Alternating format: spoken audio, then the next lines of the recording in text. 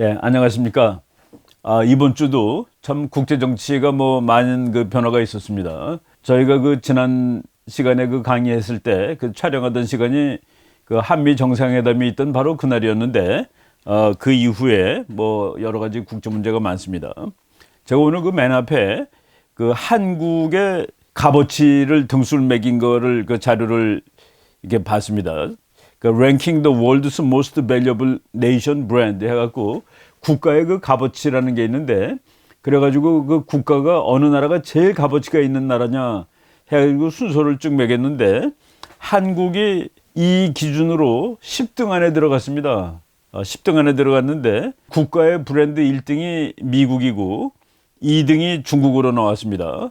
그리고 3등이 독일, 4등이 영국, 5등이 일본, 그리고 프랑스 6등, 캐나다 7등, 이태리 8등, 인도 9등, 한국 10등. 그러니까 한국이 처음으로 이제 10등 올라갔는데, 2016년에 조사했을 때는 호주가 10등이었는데 한국이 호주를 제끼고 이제 10등이 됐습니다. 제가 이렇게 그 국격이 10등까지 올라갔다라고 이렇게 말씀을 드리는 이유는, 이 우리나라 외교가 그 국격에 맞는 그런 그 외교를 하고 있는가 하는 데 대한 그 아주 심각한 의문점이 그 지난주 한 주일 내내 그 우리 많은 국민들이 느꼈을 겁니다. 우리 그 한미 정상회담을 했는데 그 정상회담하는 그 모습이 우리가 그 세계 10위에 맞는 그런 정상외교를 한 거냐 하는 그런 그 의심이 많이 듭니다. 국제정치 또는 그 외교정책을 그 공부하는 학자들이 그 두 가지 보통주의를 따릅니다. 하나는 현실주의라고 얘기를 하고, 저는 그 현실주의에 속하는 학자죠. 그리고 또 이상주의 계열의 학자들이 있습니다. 그리고 이상주의도 적지가 않습니다. 특히 강대국, 그리고 좀 평화로운 나라, 이런 나라 학자들은 이상주의를 하더라도 좋은 국제법, 좋은 외교, 좋은 외교관, 그들이 평화를 만들 수 있다라는 것이 전부 다 합리적으로 설명이 되죠. 근데 우리나라는 그 이상주의보다는 조금 더 나간 것 같다는 생각을 쭉 오래 했습니다.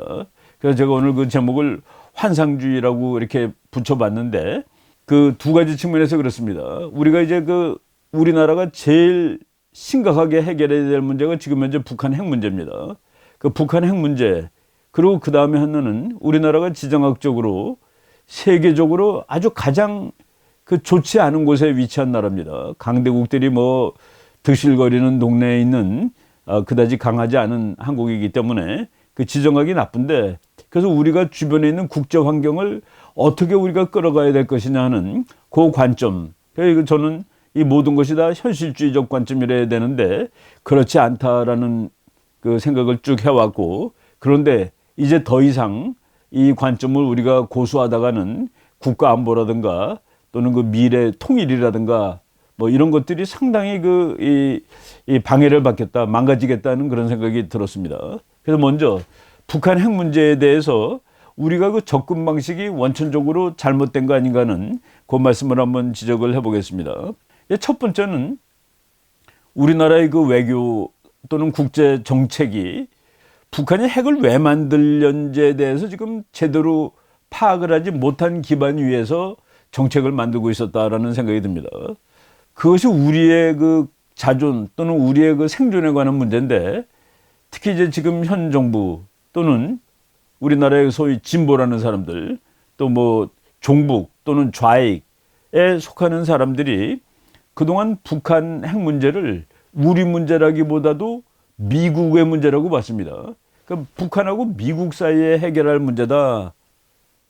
더군다나 거기서 그 원인 제공자를 북한이라고 보지 않고 미국이라고 봤습니다. 미국이 너무 북한을 윽박지르고 못되게 굴어서, 그래서 그 약소국 북한이 살기 위해서 할 수 없이 핵을 만드는 것이다 라고 본 것이죠. 우리가 그 지난 시간에 북한이 그 핵을 만드는 이유들 이런 거를 하노이 회담 결렬을 설명하면서 다 설명을 했었습니다. 북한이 핵을 만드는 이유 가장 첫 번째 거는 북한적인 이유입니다. 북한이 한국전쟁 때 그 중국하고, 그 당시에 중공이라고 불렀죠. 중국하고 소련이 전쟁을 사주해 놓고, 그리고 전쟁을 하는 동안에 와서 도와주지는 않고, 그리고 미국은 유엔군 만들어 갖고 와서 이제 싸움을 했죠. 그때 김일성이가 당한 그 분노심, 그리고 그때 그 이 외로움, 괴로움, 이런 것들이 합쳐져서 북한은 무슨 경우라도 혼자의 힘으로 전쟁할 수 있는 능력을 갖춰야 되겠다. 그래서 독자전 수행 능력이 북한 군사 전략의 기본입니다. 그래서 북한이 핵을 만드는 것이죠. 그런데 그 핵은 절대 병기이기 때문에 그것을 한번 만들어 놓으면 미국하고 뭐 불가침 조약 맺는 효과도 낼 수가 있고, 그리고 한국하고는 심지어 전쟁 안 하고 한국을 깰 수가 있습니다. 핵이란 게 너무나 무섭기 때문에 핵을 가진 북한한테 한국이 뭐 감히 맞짱 뜰 수가 없는 것이죠. 그래서 북한이 핵을 만드는데 우리가 그것을 너무 낭만적으로 미국에 대한 북한의 반응으로만 생각을 했습니다. 그러다 보니까 여러 가지로 이제 틀리는 게 나오는데, 북한에 그 밥을 주면은 핵을 안 만들지 모르겠다. 아니죠. 밥을 굶어가면서 만든 겁니다.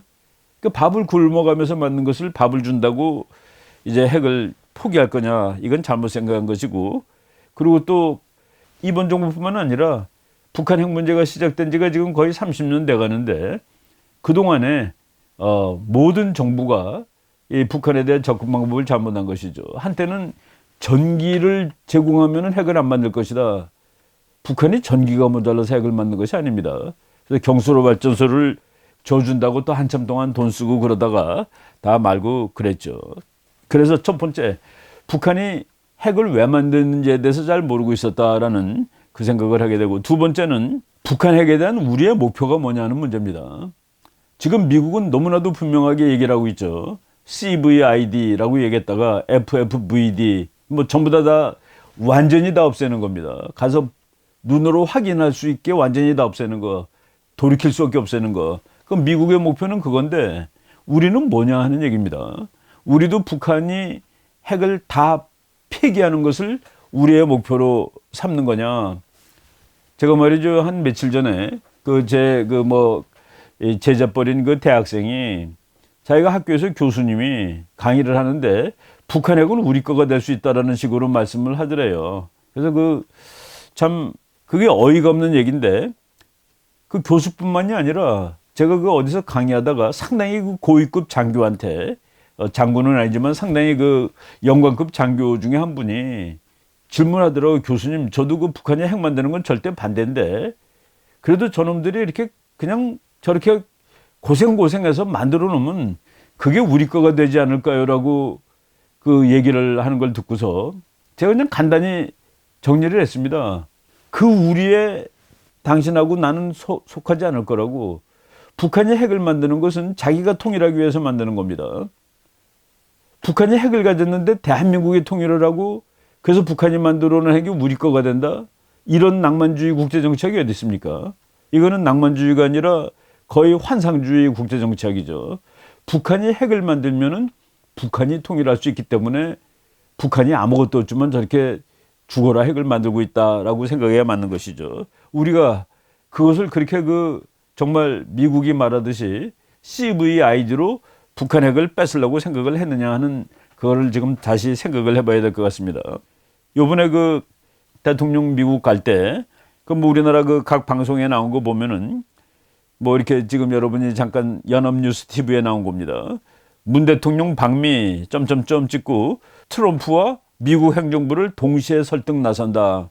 이게 무슨 뜻입니까? 동시 설득이라는 거는 우리나라의 북한 핵에 대한 그 목표라든가 방법하고, 그리고 미국의 북한 핵에 대한 목표와 그 해결하려는 방법이 다르다라는 얘기를 하고 있는 것이죠. 다르다라는 것을 스스로 증명을 해 보이는 겁니다.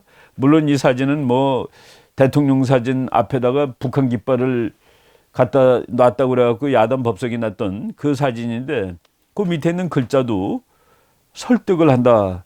그러니까 북한은 미국에 대해서 뭔가를 잘못하니까, 잘못 알고 있으니까 우리가 설득을 해가지고 올바르게 하겠다는 그런 의미를 두고 있는데, 그렇지 않다라고 저는 생각을 합니다.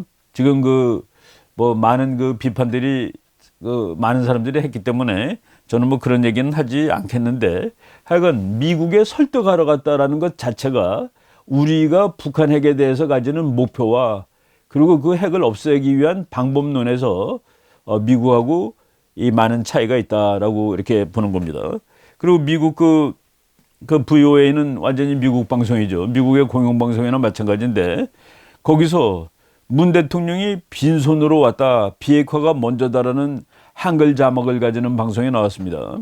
빈손, 비핵화가 먼저. 요 말이 맞는다면은 무언가를 요구하러 갔는데 아무것도 못 얻고 그리고 우리는 비핵화가 먼저가 아니라는 그런 의미의 기사입니다. 유엔 본부 빌딩을 딱 배경으로 해놓고 빈손, 비핵화가 먼저 이런 얘기가 나왔는데 지금 미국에서는 우리 대통령이 갔다 온 다음에 불량 정권이라는 말을 미국이 다시 쓰고 있습니다. 그래서 그 마이크 폼페오 그 국무장관이 불량 정권이다 북한은 그래서 계속 압박을 하는 수밖에 없다 하는 이런 말을 하고 그리고 그다음에 자꾸 또 한국배를 거론합니다. 미국이 북한이 그 석탄 거래 제재를 위반해 가지고 그 배에다가 이제 서로 기름도 환적하고 석탄도 환적하고 그런다고 그랬죠.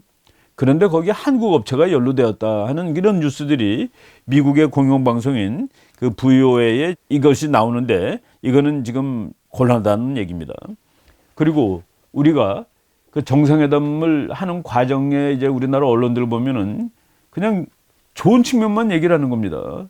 정상회담은 대통령과 대통령이 만나는 것이 정상회담이지 뭐 부인이 같이 앉아가지고 그거는 뭐 그냥 커피 타임이죠. 티 타임이거나. 그리고 문제가 핵이라는 아주 심각한 사안인데 이런 거를 부인이 같이 간 것이 뭐 세계적으로 유례가 없는 좋은 일이라는 식으로 이렇게 언론에 나오고 그랬는데 요번에 트럼프 대통령이 트윗을 무지하게 많이 하는 사람입니다. 어떤 날은 하루에 5개씩 트윗을 하는데 4월 9일 날 이집트 대통령이 방문했다고 트럼프 대통령이 트윗을 올렸습니다. 오늘 이집트 대통령이 백악관을 방문했다.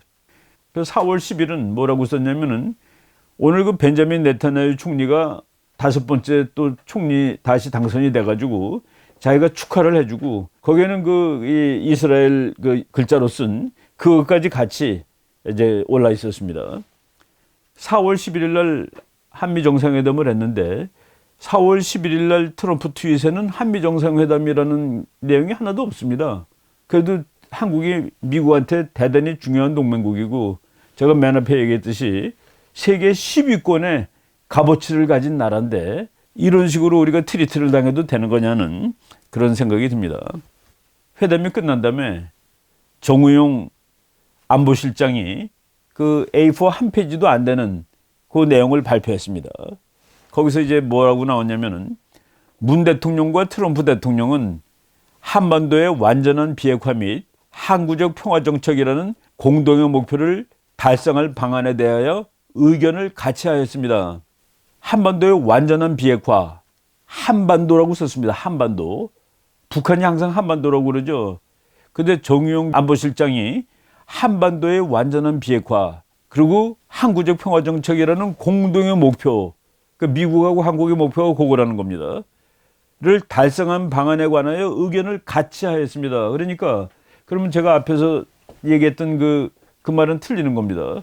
북한 핵에 대한 목표와 그리고 그것을 달성하기 위한 방안이 다른 거냐 같은 거냐. 목표와 방안 중에 뭐 하나라도 다르니까 설득하러 간 거 아니냐. 우리나라 모든 언론이 다 설득하러 갔다고 그러는데 근데 미국 언론 보도에 보면 빈손으로 오고 비핵화가 먼저다. 우리는 비핵화가 먼저가 아니라는 소리냐. 여기서 이제 의문을 가질 수 있는 것이죠. 요거는 이런 발표문은 외교 문서입니다. 다큐멘트입니다. 역사적인 다큐멘트입니다. 몇십 년에 남는 겁니다. 후손들이 그거 가지고 공부하는 거예요. 응? 그날 같은 날 미국 대사관에서 한글로 발표를 했습니다. 미국 대사관에서도 발표를 했어요. 뭐라고 발표했는지 제가 그냥 그대로 보겠습니다. 두 정상은 그러니까 문 대통령과 트럼프 대통령은 똑같은 얘기죠. 북한의 최종적이고 완전하게 검증된 비핵화를 달성하고 여기는 한반도가 아닙니다. 북한의 최종적이고 완전하게 검증된 비핵화를 달성하고 한반도의 항구적인 평화를 구축하려는 양국 공동의 목표와 더불어 하노이 정상회담 이후에 대북 대응 방안에 관해 협의했다. 한반도의 완전한 비핵화. 그 북한이 쓰는 말인데 북한이 한반도 비핵화라는 것은 남한에 있는 미군은 핵군 세력이니까 미군이 완전히 떠나야 된다는 것을 항상 북한이 주장하는 그 얘기인데 우리가 발표문에 한반도의 완전한 비핵화라고 써도 되는 것인지. 근데 미국은 이거 영어도 아니고 한글로 쓴 겁니다. 북한의 최종적이고 완전하게 검증된 비핵화라고 쓴 이 심각한 차이를 보이고 있다라는 이제 생각이, 이거는 좀 문제가 많다라고 저는 봅니다. 그리고 뭐 그 이후에 북한 이제 뭐 미국 가서 그랬죠. 정상회담을 한 번 더 하겠다 그랬는데 북한 측이 이제 안 받아주죠. 북한은 우리 대통령한테 뭘 기대했겠습니까? 미국 가서 제재를 풀어달라는 그걸 기대한 겁니다. 그런데 못 풀고 왔으니까 만날 이유가 없는 것이죠. 한국은 북한이 그렇게 이용을 했을 뿐이지, 그러니까 미국의 제재를 풀어주는 그런 그 하나의 그 뭐 중재자도 아니죠. 미국으로부터 제재를 그 푸는 그 역할을 이제 요구를 했는데 그걸 못했으니까 북한은 더 이상 이제 우리를 만날 필요가 없는 겁니다. 그래서 특사도 지금 뉴스 보면은 우리가 특사 보내겠다는데 북한에서 이제 안 받아주고 뭐 이런 상황이 지금 진행되는 것 같습니다. 그래서 우리가 남북한 관계가 우리 지금 정부가 생각하듯이 그렇게 그러니까 제로섬 관계는 뭡니까? 제로섬은 누가 손해를 봐야지 이익을 보는 사람이 생기고 그 손해와 이익이 합쳐지면은 0이 되는 것을 제로섬이라고 그럽니다. 저는 남북 관계를 사실은 제로섬이라고 보는 편인데 그동안에 우리나라 그 많은 꼭 그 비단 지금 정부뿐만 아니라 많은 정부가 제로섬이 아니라고 얘기를 했습니다. 그러니까 쉽게 얘기해서 제가 제로섬이라고 주장하는 근거는 통일이 되면은 수도는 서울 아니면 평양입니다. 우리나라가 통일되면은 우리나라 국기는 북한 깃발, 인공기 아니면 태극기가 될 겁니다. 그리고 통일된 이 나라의 이름은 대한민국이거나 조선민주주의 인민공화국입니다. 그 중간 이름이 나오질 않습니다. 독일이 통일했을 때, 베트남이 통일했을 때 다 그렇게 됐죠. 독일은 통일한 다음에 서독의 수도는 본이었는데 베를린으로 옮겼습니다. 그거는 서독 헌법에 통일하면은 베를린으로 간다라고 아예 명기가 돼 있었습니다. 제가 그 통일의 방정식이라는 그 강의를 한번 옛날에 그 대학에서 한 적이 있었는데 통일의 방정식이 대단히 어렵습니다. 통일의 방정식이 서독의 경우를 보니까 서독 더하기 동독은 통일 독일은 서독입니다. 이게 참 어려운 방정식이에요. 서독 더하기 동독은 통일 독일인데 그것이 서독이더라. 그리고 베트남의 경우를 보면은 이제 사우스 베트남이죠. 우리가 월남이라고 부르는 나라입니다. 남베트남 더하기 북베트남은 통일 베트남인데 그것이 바로 북베트남이더라. 지금 뭐 우리 다 깃발도 그렇고 국가도 그렇고 나라 이름도 그렇고 수도도 그렇고, 예, 우리가 옛날에 신라하고 백제가 전쟁해가지고 통일했죠. 신라하고 백제가 통일한다면 나라 이름이 신라입니다. 그리고 신라가 고구려까지 통일해가지고 삼국 통일이 완성됐죠. 우리나라 역사학자들이 그냥 후손들한테 그냥 쉽게 하라고 통일신라라고 이름을 붙인 것이지, 신라가 백제를 통일했을 때는 신라고 신라가 고구려를 또 격파해가지고 통일했을 때는 신라입니다. 그냥 역사책에 편의를 위해서 통일신라라고 그러는데 신라 사람들이 통일신라라는 이름을 가지고 있지는 않았을 겁니다. 지금 우리나라 사람들이 깃발을 태극기, 인공기, 그거를 올림픽 할 때는 뭐 이상한 깃발 들고 들어가는데 한반도기 해가지고 1989년에 그 남북체육회담에서 남북한 선수들이 같이 국제경기에 참여할 때 들고 다니는 깃발로 들고 다니자 해가지고 만든 깃발인데 우리는 통일되면 저게 우리나라 깃발이 될 거로 착각하고 있습니다. 통일되면 태극기 아니면은 이제 북한 깃발이죠. 우리나라 사람들 뭐 태극기 지금 우리나라 관리들이 태극기를 잘 안 달고 다니는데 미국 대통령 보세요. 항상 저 미국 깃발 달고 다니죠, 여기다가. 그리고 저 북한도 항상 자기 깃발 달고 다니고. 그러니까 자꾸 태극기 가지고 사고가 나는 겁니다. 태극기를 삐뚤어 달고 거꾸로 달고 그리고 미국에서는 색깔 바랜 것도 달아주고 또 어느 나라 가면 저 띠가 그냥 홀쭉하게 돼 있는 걸 달고. 이거는 국기라는 것은 국가의 상징인데 이런 것들이 지금 너무 소홀해진다라는 그런 생각이 들었습니다. 이번에도 그 대통령 어디 외국 방문할 때 그 비행기에 깃발을 꽂았는데 빨간 게 밑으로 오고 파란 게 위로 가는 대실수를 저질러 가지고 문제가 생기고 그랬죠.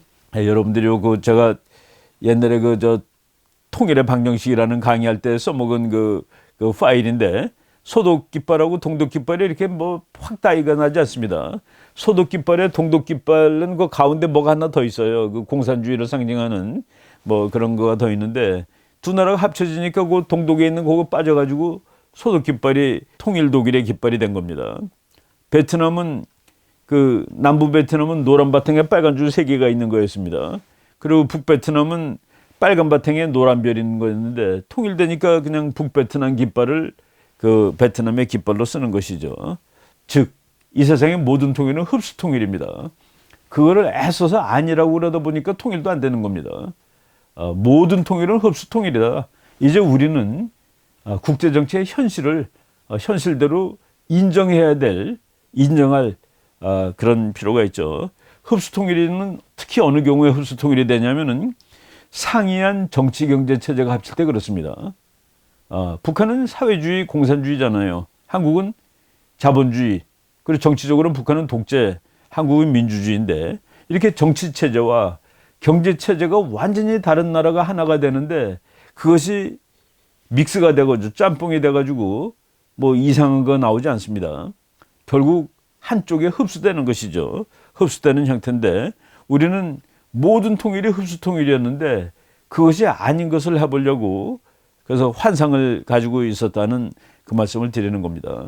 제가 그 노동신문, 그 북한 노동신문 뭐 남북 그 판문점 회담할 때 나오고 그리고 그다음에 이제 뭐 4차 역사적인 제4차 북남 순회 상봉 진행해가지고 북한에서 그리고 백두산에 올라가서 찍은 그 사진도 나오고 그러는데 거기 이렇게 조금 주의 깊게 보면 말이죠. 김정은에 대해서는 반드시 존대어로 씁니다. 김정은 했을 때는 전부 다 깨서 뭐 하시었다 존댓말을 쓰는데 한국 대통령을 할 때는 그런 존댓말이 없습니다.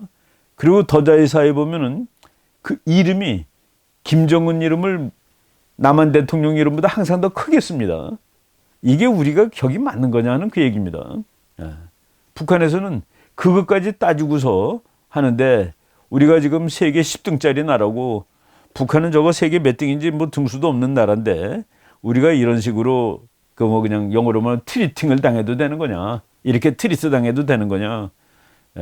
경애하는 최고領導자 김정은 동지께서 동지께서 그 김정은이 문재인보다는 글자가 크게 나옵니다. 바로 우리가 그 북한 핵 문제가 대화로 되겠느냐, 통일이 대화로 되겠느냐. 그 대화로 안 된다고 보는 사람이 현실주의자입니다. 그래도 시간을 가지고 좋은 제도를 만들고 북한이 그 제도에 끼어들어와서 바깥으로 못 벗어나고 그렇게 하다 보면 뭐가 이루어지지 않겠냐 하는 사람들이 이상주의자입니다. 근데 우리는 그 이상주의도 훨씬 초월하는 그래서 저는 이 환상주의라는 거는 사실 뭐 국제정치에 있지는 않는데 우리나라 외교가 너무 환상적이다라는 그런 생각을 하게 됐습니다. 우리가 이제 북한 핵 문제의 그 본질을 모른다고 그러고 지금 이제 또 뭐 북한하고 만나가지고 그 나라가 합쳐지는 과정 이거에 대해서도 오류를 가지고 있는데 북한 핵 문제에 접근하는 그 오류의 그 가장 본질은 뭐냐면은 우리가 특히 이제 진보적인 사람들이 이것은 북한과 미국의 문제라고 해놓고서 우리 민족끼리 해결 방법을 찾고 있다는 것이 본질적인 오류입니다. 아니 미국 문제라고 그랬으면은 그러면 아무것도 안 하든가 우리가 그 너네 둘이 문제라고 그랬으니까 정 든다면은 미국이 동맹국이니까 미국 편을 들든가 또는 아예 노골적으로 나는 솔직히 북한이 더 좋아 그러면 북한 편을 들든가 해야 되는데 그동안 이게 다 아니었습니다. 맨 처음에 중재자라고 그랬죠. 그러다 촉진자라고 그랬습니다. 때로는 운전자라고 그랬습니다. 이게 도대체 뭐를 의미하는 건지 중재자 뭐를 어떻게 중재하는 겁니까? 중재자 그러면은 촉진자라는 말은 더 이해할 수 없는 말입니다. 바로 이런 것들이 그러니까 도무지 그 클리어한 목표와 그리고 정확한 방법이 그동안 없었다라고 그 접근 방법상에 심각한 오류가 있었다라고 이제 보는 겁니다. 지금 북한이 2월 28일 날 회담이 결렬된 다음에 3월 15일 날 최선희가 이제 곧 김정은이 이제 입장을 정리해서 발표할 거다라고 그랬는데 그게 한 2, 3주 동안 안 나오고 있다가 4월 12일 날 나왔습니다. 4월 12일 날 북한의 이 우리말로 하면 그 국회나 마찬가지죠. 그 국회를 열어가지고 김정은 정권 제2기라는 그래갖고 새로 출범을 했는데 거기서 긴 연설을 한 걸 보니까 김정일이 직접 한 말입니다. 우리 공화국 정부는 온 사회를 김일성, 김정일 주의화하기 위한 투쟁을 더욱 힘있게 벌려. 온 사회라는 것은 대한민국하고 북한이죠. 대한민국과 북한을 지금 현재 대한민국을 김일성, 김정일 주의화하기 위한 투쟁을 더욱 힘있게 벌여 사회주의 위협 수행에서 결정적 승리를 이루게 나갈 것입니다. 이렇게 얘기를 했습니다. 북한은 변한 것이 하나도 없습니다. 변한 것이 하나도 없어요. 그리고 그다음에 쭉 나가다가 북한이 인식이, 이건 물론 북한이 이렇게 인식하지는 않는데 대국민용이라고 보시면 됩니다. 최근 우리 핵무장력의 급속한 발전 현실 앞에서 저들의 본토 안전에 두려움을 느낀 미국은 회담장에 나와서 한편으로는 관계 개선과 평화의 보따리를 만지작거리고 다른 한편으로는 경제 제재에 필사적으로 매어 달리면서 어떻게 하나 우리가 가는 길을 돌려세우고 선무장해제 후 제도 전복 야망을 실현할 조건을 만들어 보려고 무진 애를 쓰고 있습니다.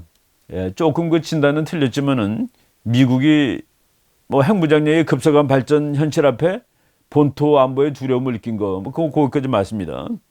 회담장에 나와 한편으로는 관계 개선과 평화의 보따리를 만지작거리고, 이건 아니죠.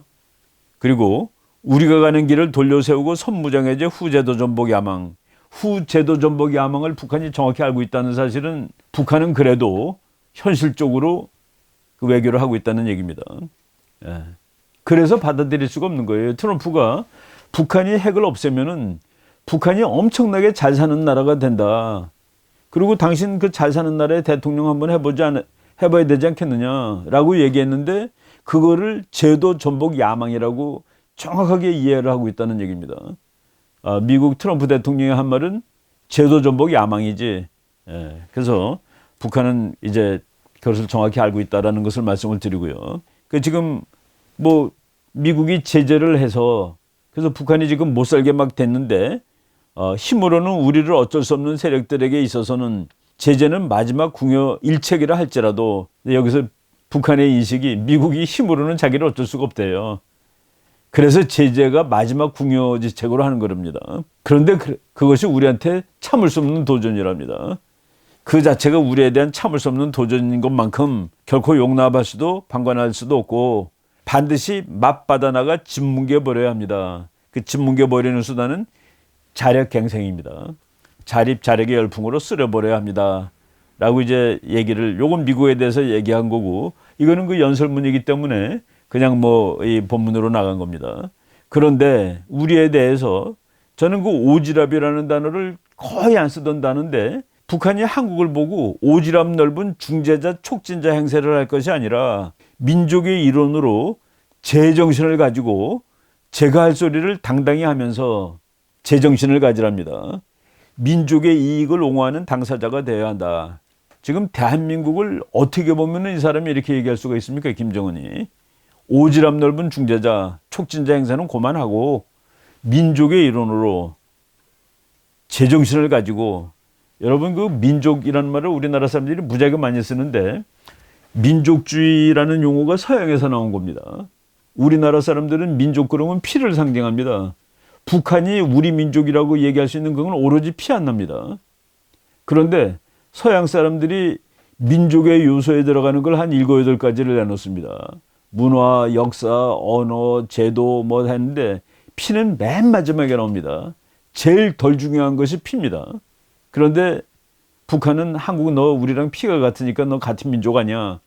그러니까 민족의 일원으로 제정신을 가지고 제가 할 소리를 하라라고 얘기했는데 이런 거를 우리가 왜 항의하지 못하느냐는 그런 얘기죠. 조선중앙방송이 4월 13일 날 전한 거다. 이건 다른 말로 하면은 한국, 너 미국 편이야 우리 편이야 둘 중에 하나를 정해 라는 그런 얘기나 마찬가지죠. 이런 것들이 지금 우리가 그 모욕을 당한 겁니다. 조선일보 사설에 보니까 이렇게 나왔더라고요. 오지랖 모욕에 한마디 못하고 김정은 하자는 대로 할 것인가 라는 이 사설이 나왔는데 이거는 저는 옳지 못한 옳지 못한 외교라고 보고 있습니다. 지금 북한 핵 문제가 그런데 그다음에 국제정치 일반에 대해서 우리가 지금 그 제대로 하고 있느냐. 정말 그 국가의 품격이 국가의 가치가 세계 10등인 나라인데 10등답게 할 수 있느냐. 우리나라의 외교 정책은 정말 그 현실주의적이 아닐 수 있는 여유가 없습니다. 현실주의자라는 것은 저 사람은 세상을 현실적으로 본다 그런 뜻은 아닙니다. 현실주의자의 그 기본은 모든 나라는 자기 국가 이익을 위해서 노력한다. 그리고 국제정치는 도덕은 그렇게 중요하지 않다. 국제정치에는 전쟁이 일어날 확률이 언제라도 대단히 높다. 라고 보는 사람이 현실주의자예요. 그 사람이 현실적이다 그래서 현실주의자가 아니라. 근데 우리나라가 그런 의미에서 대단히 현실주의적이어야 하는데 그러냐는 얘기죠. 제가 저의 현실주의는 현실주의 중에서 공격적 현실주의입니다. 공격적 현실주의는 그 미어샤이머 교수가 이제 주장한 강대국 국제정치 비극 그 책에서 쭉 그 설명된 이론인데 미어샤이머 교수가 우리나라 와서 뭐라고 그러는지 아십니까? 한국 사람들은 자기 책 읽을 필요가 없다는 거예요. 역사를 통해서 얼마나 정확하게 경험을 했느냐. 내 책을 다시 읽을 필요가 없다. 그래서 폴란드 사람하고 한국 사람은 강대국 국제정치의 비극을 안 읽어도 될 것 같다라고까지 얘기했습니다.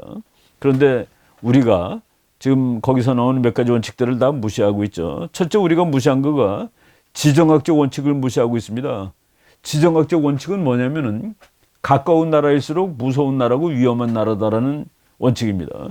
우리나라랑 제일 가까운 나라는 중국이죠. 국경을 붙어 있으니까.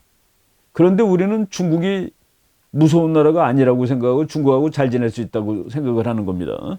그리고 두 번째로 가까운 나라가 일본인데 일본과 중국 중에서 한 나라가 더 무서운 나라라고 그러면 그건 중국이죠, 당연히. 근데 그거를 지금 거꾸로 적용을 했습니다. 두 번째 우리가 틀리게 알고 있는 거는 민주주의적 평화론이라는 데 대해서 완전히 우리는 반칙을 범하고 있는 겁니다. 민주주의 국가끼리는 전쟁하지 않는다. 민주주의 국가들은 싸움하지 않는다. 그럼 우리나라가 지금 사귀고 있는 나라 중에서 민주주의가 미국하고 일본입니다. 민주주의 아닌 것이 북한하고 중국인데 우리는 지금 최근에 와서 보니까 미국하고 일본하고는 뭐 으르렁거리려고 그러고 그리고 민주주의가 아닌 독재국가인 중국하고 북한하고서는 사이좋게 지내려고 그러고 이거는 완전히 기본 원칙을 위배하는 것이죠. 그 다음에 세 번째, 이것도 심각한 건데 파워 폴리틱스 이론을 우리는 통째로 무시하고 있다. 뭐냐면은 국제정치는 참 도덕적이 아니고 그리고 이기적인 겁니다. 왜? 자기가 살아야 되니까. 그래서 국제정치학에서는 국제정치 그 정책을 만들 때에는 이기는 편에 붙는 것일수록 좋습니다. 그런데 지금 우리나라를 사회에 두고서 다투는 세력은 중국과 미국입니다. 더 크게 말하면 대양 세력과 해양 세력입니다. 근데 지금 압도적으로 해양 세력이 강한데 우리는 그동안 70년 동안 해양 세력에 속했는데 지금 와서 해양 세력이 더 이상 우리 편이 아닌 것처럼 행세를 해서 되겠느냐는 그런 얘기죠. 그래서 지정학적 원칙, 민주주의적 평화론에서 나온 그 원칙, 그리고 파워 폴리틱스에서 나오는 원칙, 이런 것들을 통째로 어기다 보니까 그래서 지금 우리나라 외교가 지금 오리무중으로 들어가고 있다는 얘기입니다. 국가안보를 기본 그 원리를 정리한다면 쉽습니다. 국가안보란 무서운 나라로부터 야기되는 무서움을 줄이는 모든 행동이 국가안보론입니다. 그러니까 무서운 나라는 그럼 누구냐? 무서운 나라는 가까이 있는 모든 강대국이 다 무서운 나라입니다. 그 우리나라에서 가까이 있는 강대국은 중국, 일본이죠. 뭐 러시아는 뭐 가까이 있긴 있지만은 러시아는 그 유럽의 그 핵심 있는 나라이기 때문에 중국, 일본을 가까운 나라로 치는데 그 두 나라를 다 적으로 하는 것은 완전히 이건 전략적 파탄입니다. 그러니까 둘 중에 하나를 이제 더 뭐 적이라기보다도 우리가 우리의 안보 정책에 초점으로 맞춰야 되는데 그 둘 중에서 더 센 나라가 초점이 되는 겁니다. 항상. 그러니까 중국이 지금 일본보다 더 세잖아요. 그러니까 중국을 우리나라 안보 외교 정책의 초점으로 삼아야 되는데 우리가 지금 그래서 일본으로 오히려 일본을 마치 더 중요한 적인 것처럼 이런 것은 아닌가 하는 생각을 하는 겁니다. 그리고 민주적 평화론 치면은 당연히 중국이죠. 그래서 여기는 우리는 좀 심플합니다. 더 무서운 나라도 중국이고 독재 국가도 중국인데 그것이 완전히 지금 완전히 틀어졌다. 완전히 틀어졌다는 얘기죠. 그래서 지금 어떻게 됐습니까? 지금 된 것이 여러분이 그 지도 한번 보실 텐데 우리나라가 일본과 미국의 지지를 받지 못하면 통일 못합니다. 그런데 일본과 미국이 아니라 지금 중국, 북한 쪽으로 기울어져 있는 거 아닌가. 그리고 특히 그 일본이라는 나라는 그 세계적인 강대국입니다. 그리고 우리가 지금 미국이 멀 때 한국이 정말 우리 친구가 맞나에 의심을 하게 되면은 그러면 일본이 크게 됩니다. 왜?